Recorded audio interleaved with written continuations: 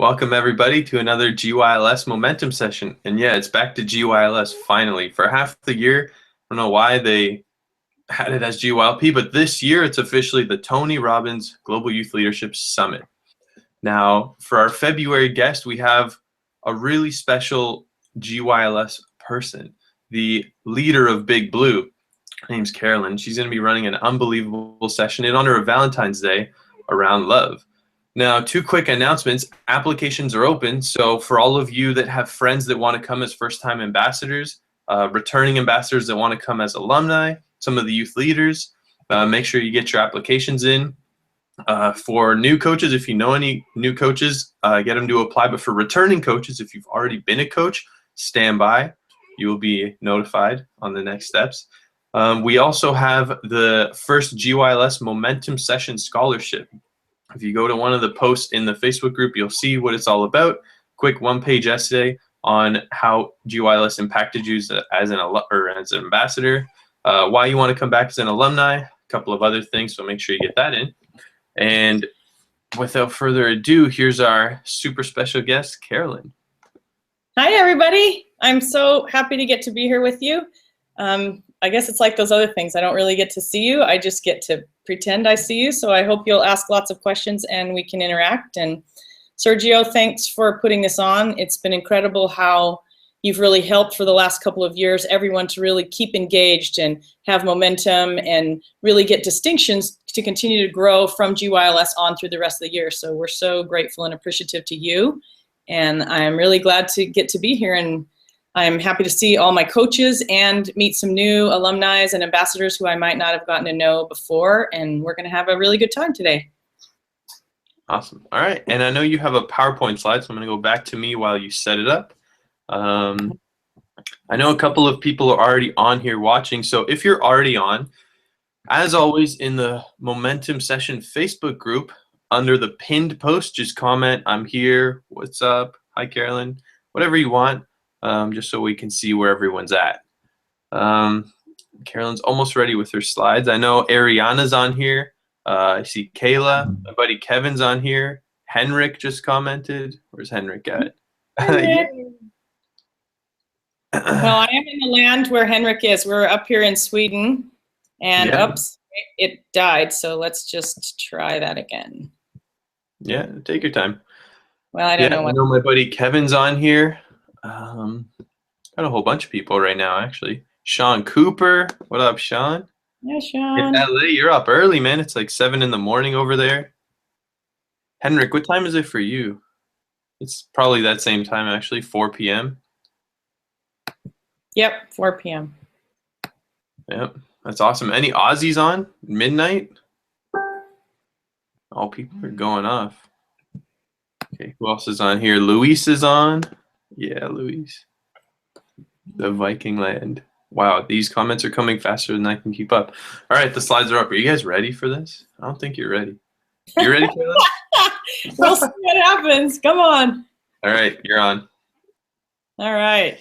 Well, guys, today I wanted to talk about creating lasting love. And it is a huge topic. You know that love is gigantic, so we're going to be just taking a little piece of that. But I thought it would be fun just before Valentine's Day to maybe spend some time talking about this topic, because I know it crosses boundaries of all kinds of things. So what I want to make sure is that you have pen and paper, because we're going to get to work. So let's just start right off with, what is love and what has to happen in order for you to feel love? So just take a second and write down the answers to those two questions. For you, what is love and what has to happen in order for you to feel love? Okay, and so it's kind of a trick question, because really love is much more than a feeling. And we're going to dive into it, but love takes action, and it takes a decision, and it really takes practice. And a lot of times in our life, we don't get practice in love. We get practiced and trained and experience in all sorts of other things. We get trained in school and how to do math and how to do science and how to do Languages. We get trained potentially in cooking and how to do, recipes in the kitchen. We get trained in how to drive. We get trained in all sorts of stuff. But oftentimes, we don't really get any training in love, in how to have relationships, in how to communicate and get over upsets and missteps and things, and how to really grow those relationships. And so that really is what we want to talk about today. And like I said, there's so many definitions and dimensions to love, and we're just going to hit on a few of those today. So I don't know what you guys wrote down when you said what has to happen in order for you to feel love and what is love. But most people think about love in terms of another person.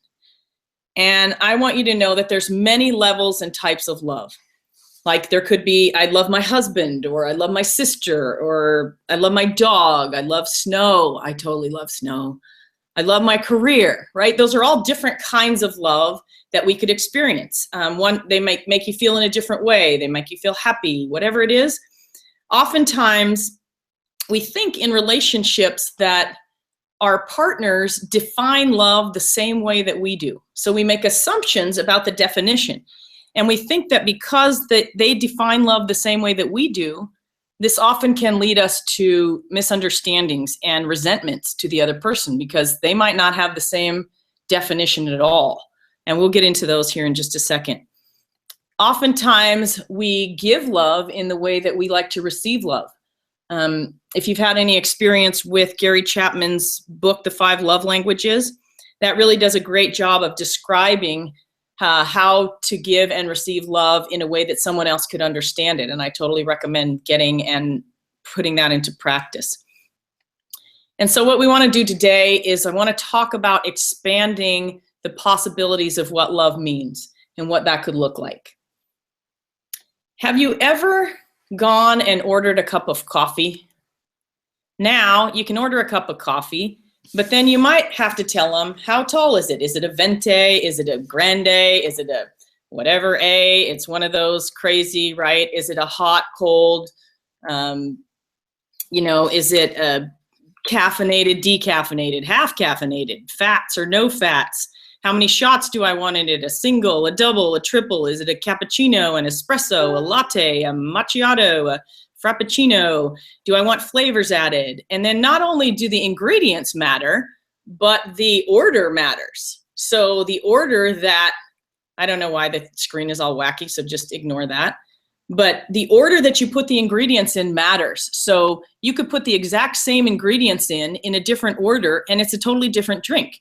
Like lattes, you're going to put the shot of espresso in first. In a macchiato, the shot's going to go in last. If you had a ristretto, you're going to put the espresso in immediately after you put it out instead of letting it sit on the counter first, because then it's less bitter if you do it that way. So everything matters in terms of the order and sequence. So if you asked for a coffee and you really wanted to have an iced double tall decaf non-fat vanilla 1 pump mocha no whip, you might not really get to experience fully the coffee that you really wanted. And the same thing can happen in love, because love has so many variations. And what you might call love, your partner might be calling a double decaf mocha whip non-fat latte. We've got to learn the language of love, and we've got to learn the language of what other people speak so that we can communicate better with them. Now, the Greeks had over 30 words for love. It's incredible. We use this word love, and we use it like it applies to everything. Like I said before, right? I love my dog. I love my husband. I love snow. We use the same word to apply to all kinds of things. Well, they had a finer granularity of how they describe love. We're going to talk briefly about 7 of those that the Greeks used. They had one called storge, which was basically like family love. It was kinship. It was we're related and we therefore love each other. Eros was the erotic, romantic, sexual love that we often talk about relating to love. Philos is the friendship love. It really is the love that we choose. It's the one where it's not based on a feeling. It's based on a choice. It's based on common interest. It's based on values, things that we do together. Pragma is really enduring love. That's love that's lasted a long time. Think of married couples that have been married a long time, like my parents, 56 years, then they have pragma love. Agape is really an unconditional divine love. When we think about God or the divine, the ability to love across anything. Ludus is kind of a playful, flirting, affection love. You see this a lot in kids. You see this a lot in starts of relationships. And philautia is really self-respect love. And we're going to spend a lot of time today talking about that one in particular. There also are levels of love, and you've probably heard this before, but just as a recap, there's a level 1 that's really all about me. It's a love that's based on demand. I need to have my needs met, so I'm going to do whatever it is so you pay attention to me. I demand that you love me. I demand that you pay attention to me. That's level 1. Level 2, it's really all about measuring or trading. I will give as long as I get. So you'll sometimes hear people talk about we're in a 50-50 relationship. Or even if they talk about we're in a 100-100 relationship, we're still measuring. How did you know I was 100? You know, or if you said I gave everything and my partner's not giving me fill in the blank, whatever. If I'm paying attention to what they're giving and what I'm receiving, I'm in that measuring kind of a relationship. Level 3 is really all about giving. It's where you're in with your partner thinking that your needs, the partner's needs, really become your own needs. So you don't think about it as their needs and my needs. You think about it as my needs because you've become one. Your partner and you, there's no differentiation between their needs and your needs. So you look at them the same. And the 4th level is truly an unconditional love. That's even when there's pain. And, you know, we talk about like the leaders of the world would have that kind of a level for love, like Gandhi or Nelson Mandela, people like that. So what really causes us to be in a level 1 or 2 relationship? So you remember level 1 or 2 was it's all about me or I'm measuring, which is where a lot, probably the majority of people in relationship are in one of those 2 levels. So what really causes us to be there or really to stay there? Because we'll touch in those places no matter what. So even if we're in a level 3 relationship where we're having an amazing time, your needs are my needs, and that's where I'm going, there may be patterns or times when we dip down to one of the other 2 levels. But we want to think about what causes us to be there and what causes us to stay. So I want to talk about 2 things today. One of them is selfishness or self-interest. So when we start to think about only ourself, that's something that causes us to be in a level 1 and sometimes level 2. What am I getting? What am I not getting? It's all about me. The second one is that we're working to get our own needs met. Sometimes we're doing that consciously, and oftentimes we're doing that other than consciously. And we'll talk more about that. For those of you that have been to any of Tony's events, you know that the needs we're talking about here are the 6 human needs. Everyone's got them. Everyone needs to have them met. And what we want to do is we want to find ways to meet our own needs and not rely on our partner. So you can imagine just a second ago when we were talking about all the different words for love that the Greeks have, you saw that just in those 7, those are all different types of love, like philos and eros and the family love. And that what we want to be careful of is not to look for all of those in one person. If we're looking for our partner in a romantic relationship to meet every kind of need, every type of love for us, it can often introduce challenges and cause problems. So here we want to find ways to meet our own needs for vehicles that help us to be able to be fulfilled and whole before we get there. So the most important ingredient to creating lasting love, if we just jump ahead to the most important thing, it really is coming into the relationship whole. What does that mean, coming into the relationship whole? So if you think about if I was a person that had some needs that I was looking to get met in the relationship. So let's say I come to the relationship and I'm bringing half of myself and I'm looking for my partner to fill half of me. So I'm coming as half of a whole, so half of a person. And let's say my partner's doing the same thing. Let's say my partner's coming expecting that they're going to find the other half of what's missing through this relationship. So if you multiply a half times a half, what do you get? You get a quarter. You get even less than you had when you first came. So it's not even a half and a half equals a whole, because as you know, with love and relationships, it's never about addition. It's always about multiplying. It's always about exponentially increasing or decreasing what's happening.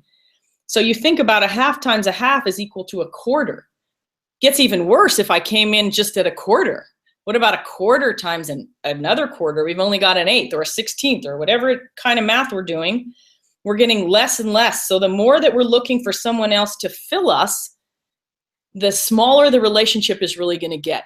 But if you do a whole times a whole, you'll still end up with a whole. A 1 times a 1 is going to equal a 1. So in relationship math, we want to come into that relationship whole. And then the second part is that we want to come to the relationship as a place to give. Give ourselves, give our gifts, give something to our partner. That's that level 3. And we want to give from the overflow.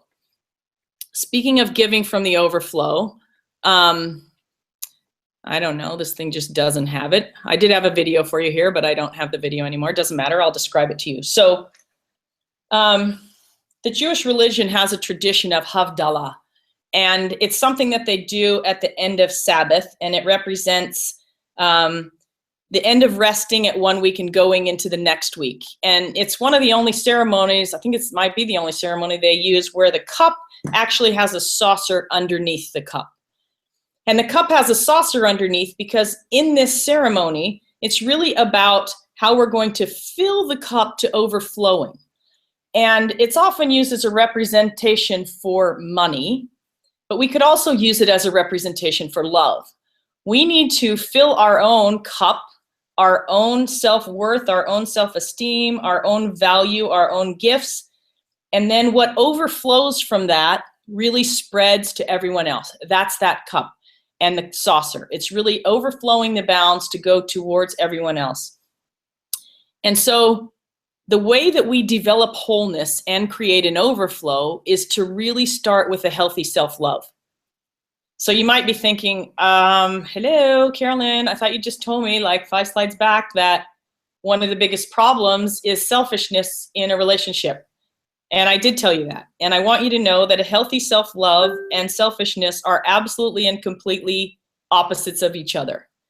Caring for yourself, and in a way we'll talk about here, does not constitute selfishness, and it has to do with intent and what we're planting as the seeds. So you think about a tree.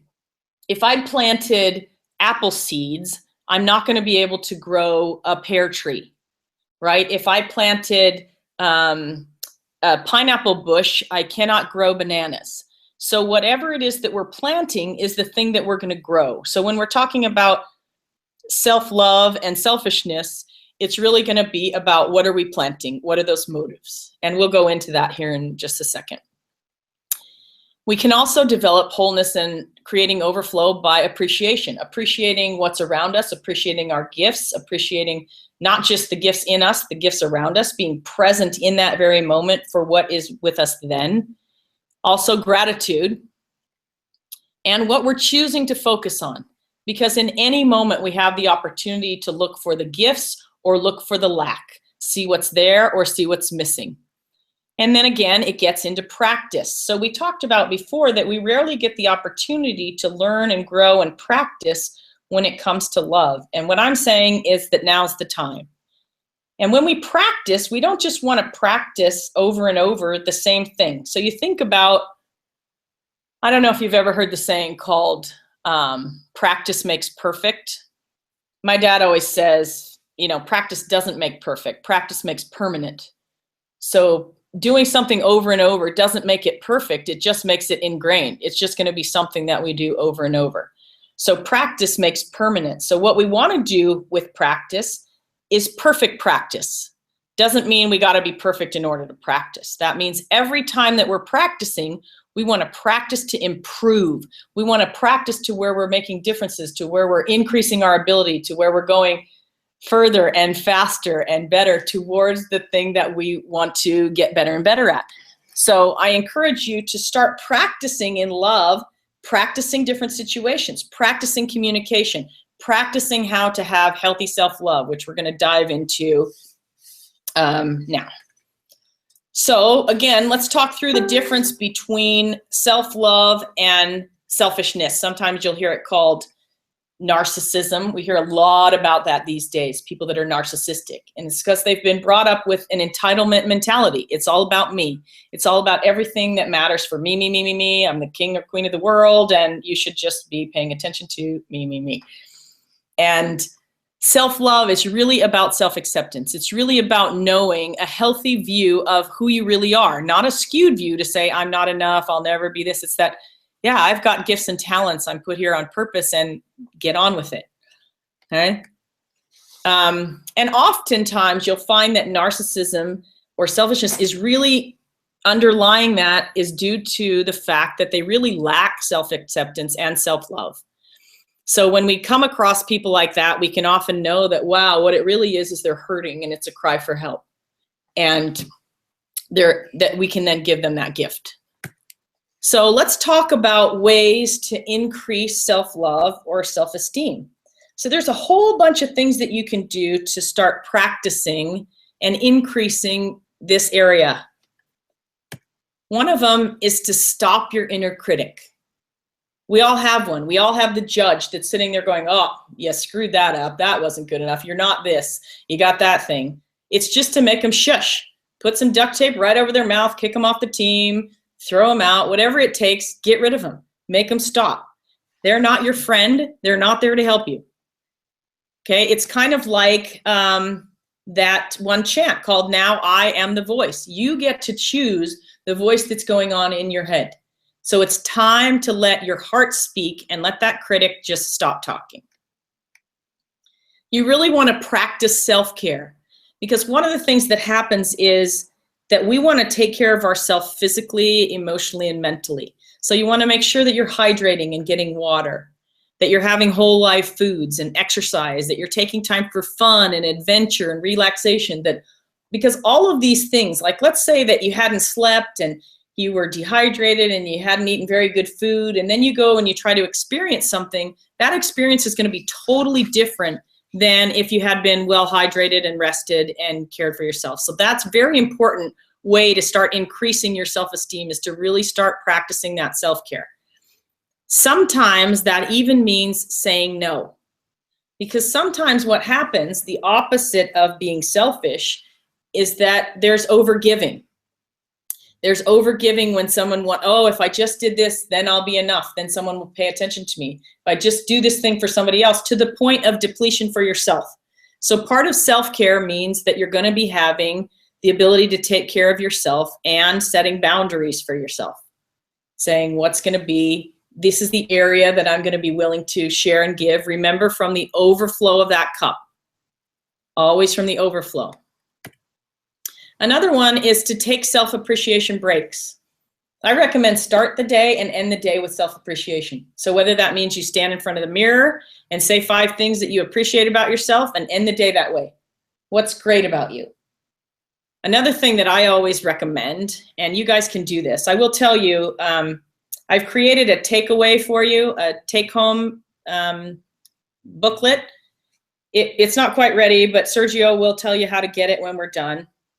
And one of the things that's in there is an exercise for you to do where you're going to put yourself during one of these appreciations and think about when you show up as the best you that there ever was. You're just on fire. You're like, wow, I totally rocked today.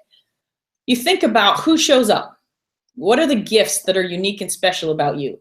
And you write them down. You figure, wow, I'm generous and I'm kind and I'm creative and I'm happy and I'm giddy and I'm silly and I'm playful and I'm whatever. You write down this whole entire list, because you're going to be able to use that for the rest of your time to remind yourself, who really are you at your core? And then you start to practice those things. You start to practice them with creating a triad. You start to practice them in other ways. We'll get to that in a second. Another way to increase your self-esteem is to stop comparing. Sometimes that can be really tough. That can be really tough with as much social media as we're on, with as much television, radio, sounds, information, magazines, pictures.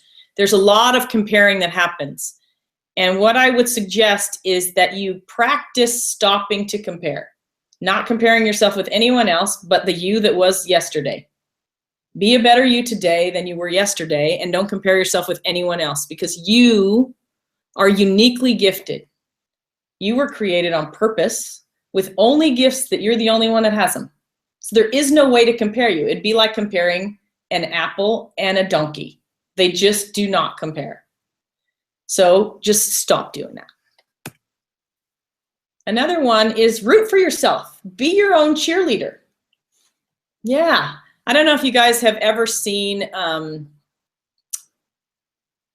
geese fly. You know, like geese go south for winter. And have you ever noticed that geese fly in a triangle, like in a V? And as they're flying, they're honking, honking, honking, honking. And then they take turns being in the front, and they actually take turns being in the back as well. But the whole time they're honking. Honking at the leader, and they're honking at the leader because they're cheering them on. Keep going, keep going, keep going, encouraging, encouraging. We want to do that for each other, and we also want to do that for ourselves. So one of the habits you want to get into is rooting for yourself. Another one is really getting to know yourself.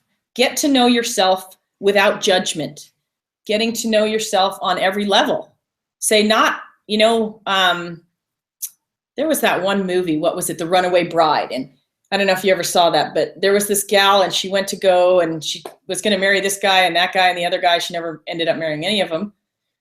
But each time, the kind of eggs that she liked was whatever kind the other person liked. She had never really taken the time to get to know herself. What did she like? What did she not like? What made her show up in great situations or not? I always recommend this in dating, is that use dating as a practice field to get to know what's amazing. What could you appreciate and love about the other person? What do you appreciate and love about yourself? What brings out great things in you? What not so much, right? Use it as a testing ground to say, here's things that I really like for myself, and I really like when I'm in these environments. Another one is being kind and generous. And that starts with you. That starts with being kind and generous to yourself. And then again, giving that to other people out of the overflow. One that I call guarding your heart and mind. That really means being careful of what you let in to your mind and into your heart. Again, we're so bombarded with technology these days, is that you've got to really be careful about what you're letting in. What are you letting in terms of music? What are you letting in terms of pictures, in terms of thoughts, in terms of words, in terms of sound? Because our minds are a computer. Everything that they see and experience, whether you consciously have that or not, they keep, and they keep it forever. So we really want to be the gatekeepers of what we're letting in. You might have often heard, we talk about this at GYLS, we talk about who our peer group is and what they're saying and what we're surrounding ourselves with. And that really ties right into this guarding your heart and mind. What are you filling your cup with?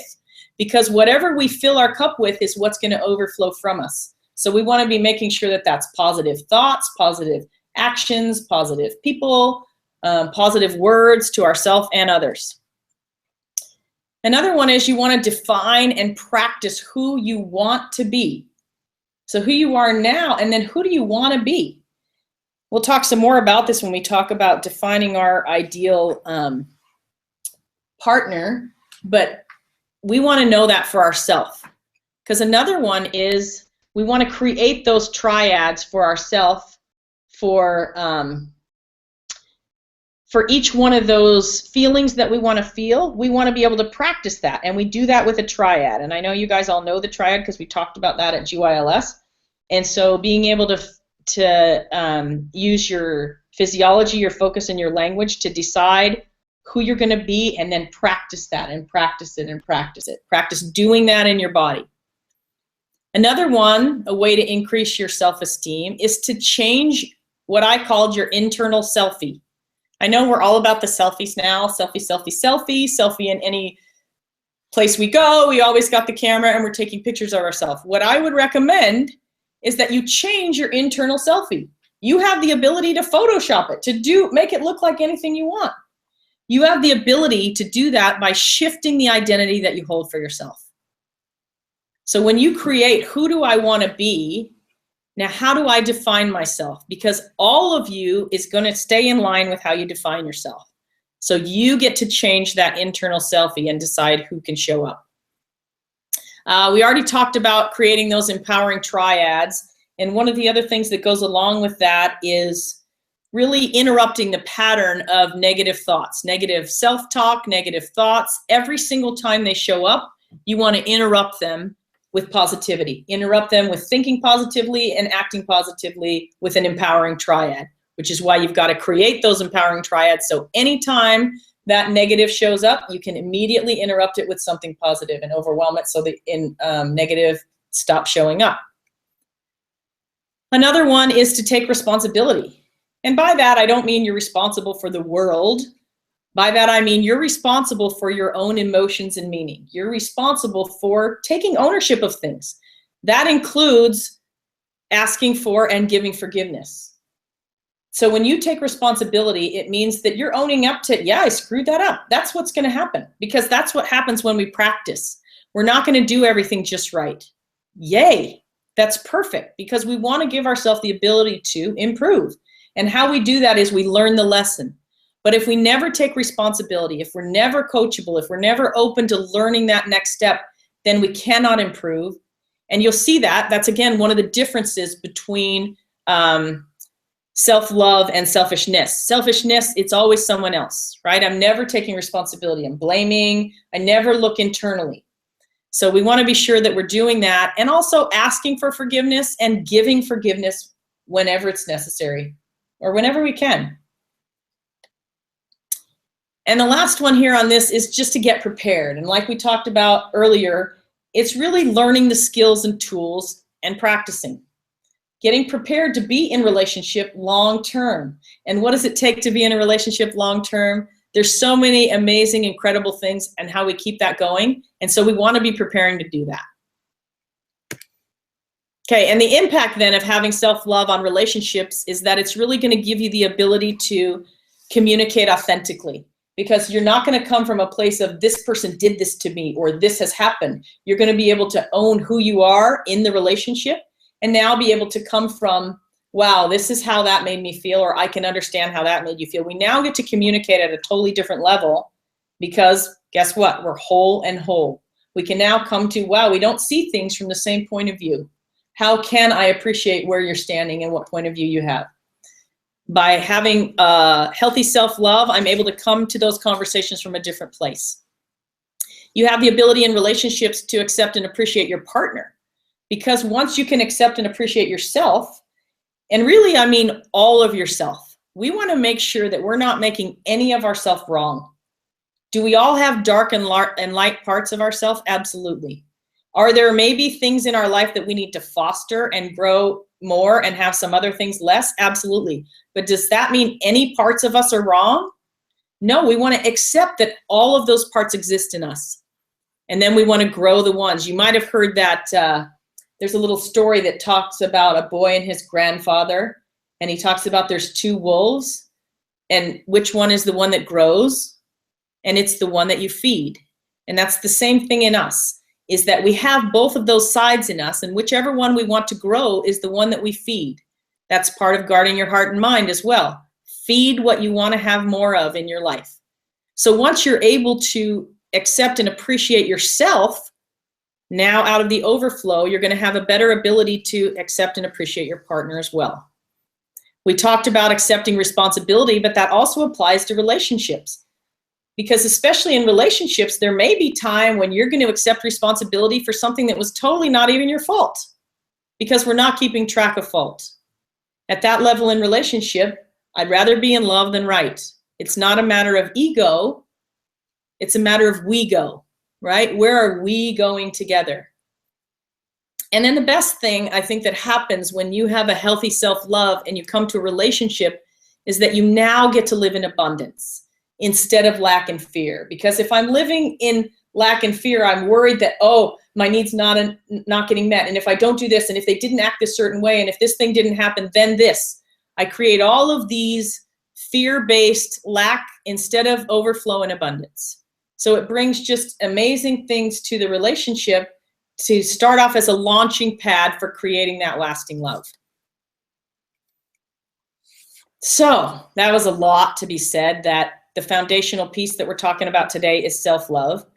And I know that most people have an idea of who their ideal partner or the characteristics that they want in a partner. And if you have no idea, I would suggest that at some point you put yourself in state and create what you want that person that you think is a great match for you to look like. Define it and get really clear on what is a must-have.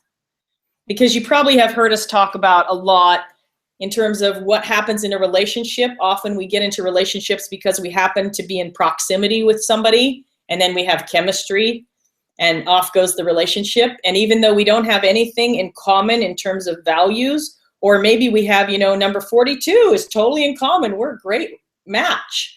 We don't think about that because chemistry and proximity are in the way. So what we want to do is get really, really clear on what are your must-haves in a relationship. So for example, if I said that honesty was a top characteristic in a relationship for me, then you need to think about, okay, who do I need to be to attract someone with that characteristic? If I had honesty as a top characteristic and I was having an affair with a married person, it's unlikely that that would be the kind of relationship I would attract. You need to be the very thing that you're working to attract in somebody else. So it's really a reflection of who you are. So you think about, if I'm a negative person, am I going to attract somebody that is sunshine and always seeing the positive light in everything? Probably not. Probably I'm going to attract someone that either is partly happy and partly also looking at the negative, or more looking at the negative. Now, you do think about opposites attract. Opposites do attract in some characteristics, but again, that's why I talked about what are your must-haves, because your must-haves are your non-negotiables. What are things that no matter what, when the chips are down, this is really true in that person, regardless of what's happening around. So the last part is going to be our takeaways. So our takeaways are, who are you? Who are you and who do you want to be? Who are you right now? How are you showing up in the world? Because especially in this day and age, you've got to understand that every action that you have, every action, every word, every photo, every post, every email, every anything says you were here.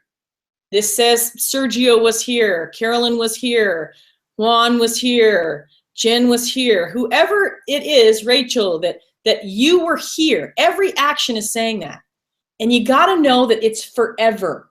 Even if you think, oh, that Snapchat only stood up for 5 seconds and then it's gone. It's not gone. It's forever. It's never going to go away. It's there. So make sure that it's a good and honest representation of who you are and who you want to be and how you want to be known. So you think about what we just talked about on the previous slide, how you're defining relationship and what kind of relationship you want to have. Make sure that you're growing who you are as a reflection of who you want to be now and in the future. So all of that to say, keep growing your love. I hope it's a spectacular Valentine's Day. And I think now, Serge, there's probably questions. Is there questions? Oh yeah, there's a ton of questions. There's so many. Okay, let me take that off and find out where you are. So hold on 1 second. Yeah, it's back to me. So we have a ton of people commenting that they're all here. So I'm just going to name a couple. I know my friend Kevin's here. My friend Beck is here. Okay. Henrik has like 5 questions for you. Nate, Nancy, Shelby. And there's like 3 different posts that all have these people. Michelle just commented. Pepper's on here. Nath from Australia. Nath, it's probably like almost 1 in the morning, huh? I don't want to screen share. Right? I almost done screen. Is it back to you? Yeah. Oh, and it's dark now. It's dark time because it's already 4:40 here. Woo. All right. So let's go to some of Henrik's questions. Hi, Henrik. Okay. I'm going to read all 4 of them, and then you can kind of summarize one big answer because I think they kind of relate. Is lasting love a skill or a feeling? Is the first one. And then Okay. how do you know if a relationship partner is the right thing for you? And then a comment on playing roles when meeting someone attractive versus being real. So those are Henrik's first three. Okay, good. Let's take them one at a time. Henrik, I love your questions. Thanks, honey. So you talk about, is lasting love a skill or a feeling? Here's what I'm going to tell you. Love is not a feeling. There's a component of love that's absolutely a feeling. You saw that in Eros, right? We get that feeling, we get the butterflies, we get the passion, we get the romance, and we're talking about polarity. That piece of a relationship, polarity, is a feeling. The overarching foundation of love and the long-term love is not a feeling, because guess what happens with feelings? They ebb and flow, and they'll ebb and flow based on things like, have you had enough sleep? Are you nourishing your body? That can be simple things that would affect how you're feeling. It could be, are you in polarity with one another? Meaning, is the other person in their masculine or in your feminine? Do you guys have opposites that are attracting? We might have Philos, the friend love for a time. We might have Eros, the passionate love. We might have kin love. We might have all of those different love phases we might pass through. So lasting love needs to include components of all of those and not be based on a feeling, because you know that the feeling is going to ebb and flow. So we do the practice to increase the success of the relationship, meaning we do things that matter for the other person. We speak in their love languages. We do things that increase the amount of time that we get to spend meeting each other's needs, which, like I said, with the 5 love languages, can be any number of things for our partner. We do things that increase polarity, absolutely, because we want to create that feeling and that oxytocin in those ways that those chemicals fire off in our brain. But you got to know, like I said at the very, very beginning, that it's an action. We got to take action on love, so that's not a feeling. And we've got to make a decision, and that's not a feeling. So if we decide to be in love, what are we going to do? We're going to learn and grow what's important for our partner and for ourselves. We want to be whole and healed and growing and excited when we come to a relationship and continuing while in a relationship. So hopefully that answered the feeling one. Okay, Awesome. what was the second one? Let me go back, because a whole bunch more came in from Nate, Sean, I think Vina. Okay, so is lasting love a skill or a feeling? That was the first one. How do you know if a relationship partner is the right thing for you? Great. So my first question would be, what's the right thing? Like, I don't know what that means, the right thing. And so part of what you want to go, say again? The right person, maybe, for you, your soulmate. I think that's kind of along the lines of what he meant.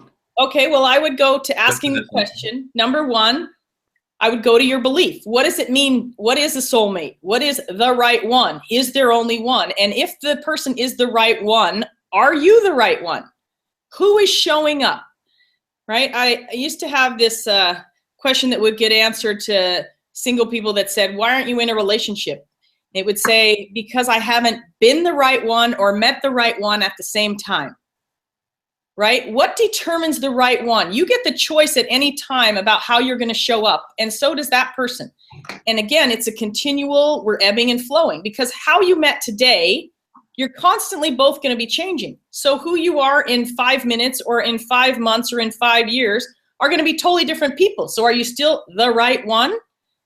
I might encourage you to maybe take a broader view of love in terms of how am I showing up to that relationship, because you might have been the right one at that snapshot in time. It's kind of like a balance sheet. A balance sheet in finances is just true for one moment in time.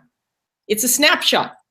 Love, we want to be a movie. A movie is going to go over time. It's not just this picture that I took that looks just like that.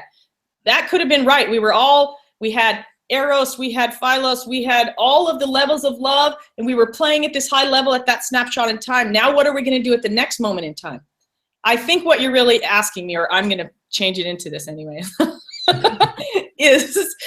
is how do you know if someone is going to be a great partner or compatibility or have compatibility with you in the long term? That's what I'm going to switch it to, because whether or not you believe I have one soulmate or a gazillion soulmates, because kind of like that movie, I don't know if you ever saw it, called Ever After, and he says, do you believe there's only one person for you? And if they were the one, what happens if they get killed and then there's no one else? Or what happens if you were with that one and the real one came by and you were too distracted to notice? And the guy tells him, you learn to pay attention. That that there can be many ones, but the point I was going to try to make is that you got to know when you're doing relationship that there's 3 components. And again, we're diving into a whole other piece. Each one of these pieces we could take, 3 days to talk about, but let's hit the highlights. There's 3 components. You've got the polarity. Do we have chemistry? Do we have passion? Knowing that can be turned on and off. There are loads of ways that we can ignite passion and we can kill passion. So that's something we have lots of control over. There's, that's really chemistry. Proximity, are we in the bounds of each other? Are we hanging out near each other? Because we can absolutely have a relationship that's long-term. At some point, we're going to need to get in proximity. We just are. For the rest of love to happen, we're going to have to get in some proximity with each other. And then the most important piece, though, you got to know that's 96% of a lasting relationship is going to be selection. Do we value the same things? Do we operate, are we after the same things? Meaning, if somebody, it's very, very, very important for them to give money to support causes that matter to them. And to someone else, it's very, very, very important that we never give any money away, that we store up and we store up and we store up for a rainy day, and we store up and we make sure that we're caring for ourselves and we're caring for ourselves. That's a values difference. That's something that is going to cause conflict long term. So you want to think, remember how I was talking about your must list? You want to make sure that you have your top musts, I call it 10 musts, in common with someone else. Now, there's some things that don't make any difference, right? I call it like in the church. Are you going to dunk or sprinkle? Who cares? Are we going to have frosted cupcakes or no frosted cupcakes? Like, there's some stuff that is not here or there. Do you squeeze the toothpaste from the bottom or the middle? Get 2 tubes of toothpaste, squeeze it any way you want, right? Doesn't matter. It matters about what are the things that you're valuing long term. So, Henrik, I would say if you're looking at, is this the person? It could be a person if you value the top things together. If you think about, and if you think about the 6 human needs, if you have needs that are your top 2 that are their bottom 2, I would seriously look at that. But if you have at least one of your top 2 in common, you have a much better chance of creating then with habits, rituals, patterns, healing, self-love, lasting and long-term relationship and love. Beautiful. That's an amazing answer. We have a couple more, one from Nate and one from Sean queued up. And we've got about 10 minutes left, so anyone watching, if you guys have a question, send me a PM or you can comment on the thing. Nate asked, would you talk a little bit about how love changes over time? And he just commented again, so let me grab that one. Yep, selection. Do we have the same things going a similar direction? Is our life philosophy similar? Do we have similar lifestyles? Are our 6 human needs closer in common? I think that's more of a comment. So yeah, would you talk a little bit about how love changes over time? Sure, absolutely. And so, especially because I know we have lots of people on this call that are either teens or young adults, right? And then there's some that are in later, middler ages, and probably not that many that are in late ages, but absolutely love changes through the relationship. And you'll find that it grows. It's funny because my dad does a lot of talking. My dad right now is 78. And he does a lot of talks about relationships. And he used to teach biology. So he talks about the facts of life, but not in the way that we think of the facts of life. But even that, right? Even sex changes in relationships over time. And all of relationship are going to change over time in terms of hitting. Remember how I talked even about the Greeks and how they define love?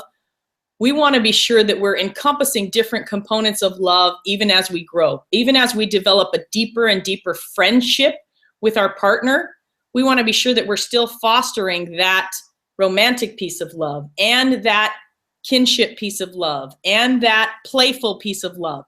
And so part of a relationship changing over time is we get to define what that is. You might have heard Tony talk about if we did the things at the beginning that we did at the beginning of a relationship, there would never be an end. So part of what we want to do in relationships is not start to assume that, oh, those feelings and that love just dies after a year. It's the honeymoon phase and then you don't have it anymore. right? You've seen those 94-year-old couples that are still playful and having a great time and doing that because they've created those rituals. They've created that element of surprise for one another, that discovery, that meeting each other's needs. We all have the need. We have the need for variety. We have the need to be significant and unique and important. We have the need to feel loved and connected. We have the need to grow and contribute. All of the needs that we have, we got to keep finding new and different ways to meet that in our partner. That doesn't matter if you've been in a relationship for 5 minutes or 50 years. You got to keep coming to the relationship with that person's needs being top of your mind and finding new ways to make that new and exciting. So Nate, I would say that a relationship over time changes however it is that you are vested in that relationship. Because remember how there's growth in there? If you're going to grow and change, and your partner's going to grow and change, and you look at that as an exciting way that you guys can grow and change together, if you got into a relationship when you value growing and changing, and you value growing and changing together. Because if one partner's growing and changing and one doesn't value that and doesn't want to grow and change and wants to stay the same and never have anything change because I feel certain about how it is, you're going to have some challenges, and over time that relationship is going to change and not for the better. But if, like I said before, you pick the selection, so you both value the same things, or let's say you both valued not growing. You both valued, let's keep it the same. Well, the way we keep it the same is to give certainty to one another that you're loved and that you're adored and that you're enough. I'm still giving you growth in that time, so it's just in a different delivery. So just knowing over time, you get to decide what that relationship changes into. And luckily, in this environment, we get a different model of how to do things. It's not that you just have to settle for that's how it is. You get to decide. You get to make a change. You get to make a shift. We're not at the whims of our emotions and our feelings. We get to decide what we feel based on our triad and what we practice. So you get to do that in relationship too. Perfect. We have a question from Sean Cooper. Hi, Sean Cooper. How do you refrain from settling for people not worthy of your love when there is a lack of people around you that meet the standard? It's an interesting question. Whoa, Sean. Okay. Really worded. Couple of things. Okay. So what I heard you ask in that question, I'll just tell you what came out to me and then we'll go back and make sure I got the whole question. I heard you say, how do you keep from settling? That's part of what I just heard you say. So during my talk earlier, we're talking about self-love and self-acceptance and self-worth and how do we bolster that? So my very first comment would be that there is no settling when you know who you are and how you show up in the world and what your gifts are. And also when you're filling your heart and mind and your soul and your spirit and who you hang around with more reinforcements for who you are and who you need to show up, there never is a chance for settling. The reason that happens is because guess what? I haven't done self-care. I'm exhausted, or I start to focus on the fact that, wow, nobody's around here and I need one of my needs to get met and it's not getting met. And so how could I go out and meet that? So instead of finding ways that I could meet that need, so for example, we want to find vehicles that are helping us to feel loved and adored, not related to somebody else giving us that feeling. Related to us, I can feel that feeling anytime I smile, anytime I put my hands on my heart, anytime I breathe, anytime I remember that God created me with a gift, anytime I look outside and see the sunshine, anytime I move my body, right? Anytime I can experience those feelings of love, not related to somebody else. So the fact that that conversation's going on in your head of how do I keep from settling tells me that potentially you're in environments that we want to shift, right? That you might not want to be putting yourself in those environments, or you might want to be gearing yourself up. So you kind of think about in the olden days, like in gladiator days, they would put on their armor. Nowadays, let's say, because tomorrow is football Sunday, right? You got to put on your pads. You're not going to go off into the big giant football game with nothing on but your trousers. You're going to gear up. You're going to put your pads on and you're going to put your mouth guard in and your helmet. So based on where you're going, you're going to gear yourself up, and you're going to do that with all the things that we talked about, practicing your triad with positive thoughts and actions and words, with beliefs about who you are, with friendships of people that are supporting you in that environment, and with taking care of yourself, hydrating and whole life foods, on and on, rebounding, moving your body, that kind of thing. Now, I know that was only one tiny sentence of his question, so you want to give me his question again? Yep. 1 second. How do you refrain from settling for people not worthy of your love when there's a lack of people around you that meet that standard? Great. So my first answer would be change your peer group. Now, you might not be able to, so let's suppose you're in college and you're surrounded by these people. Well, I can promise you that no matter where you are, there are people who are like you. It's a matter of finding them. And if you can't find them, you start your own. You start your own group. You start your own. I had a thing once. So I was over here in London a couple of months ago, and they were talking about, oh, where do you find, we were talking about dating, and we're talking about, okay, where are all the good guys? You know, there's not like the good guy grocery store, or, you know, all the awesome guys are right here at this bowling alley, you know, or whatever. It's that they're everywhere. They're on the tube, and they're in the market, and they're on the street, and they're everywhere, and we got to be looking for them. And so for you, I would be saying that you got to find them everywhere that you are. How are you showing up? Again, what do you want to attract in your life? Who's the person that you're showing up as? Are you showing up as a high standards, outgoing? So you start having the party. I start having the happy hours. Let's all come to this event. And the first time 5 people come and you go, this was amazing, we had a great time. Next time you bring someone with you. Then you start to expand that peer group of people that believe the same as you. Just exactly what Sergio's done here on the momentum. He's created it in a way that, oh, and you can bring people, it's to help people that think like-mindedly. So I would say that the way that you refrain from settling for someone not worthy, first of all, set aside judgment. Get yourself a new environment. If you think that that environment is causing you to focus on other parts of yourself, that you got to change that. You got to get to where you're focusing on who you really want to be and how do you support that. And then I would be the one that would start to create that. You're the guy. You set the standard. Don't wait for someone else to do it. You create it. That's what the leaders do. Perfect. All right, let me see if we have any more questions. I know we have a ton of comments, but it's just people saying, Carolyn, you're amazing. You're the best. Thank you. Thanks, my peeps. Love you. You should check some of them out.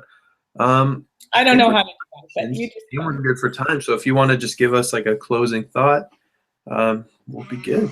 So I would just say, as we approach Valentine's Day, know that you are incredible and amazing, uniquely gifted, and just pour love to yourself and into others from that overflow to you. So starting here, if you think about, I have a beautiful picture I'll put in the additional thing I'm going to give you, but it's kind of like if God or whoever was pouring down into your cup, and then that overflows. You just feel yourself reminding yourself of your amazing greatness and how lovely and loving you are. I love you, and I look forward to hearing all the amazing things and relationships you're having in the world. And thank you for having me. All right. Thank you so much, Carolyn. You're amazing. Oh, my God. Next, in 2 weeks, we're going to have the youth leader panel, and we're going to have 9 of them on there. So that's going to be pretty awesome. So we will see you guys all soon. Thank you so much, Carolyn. Thanks. Bye.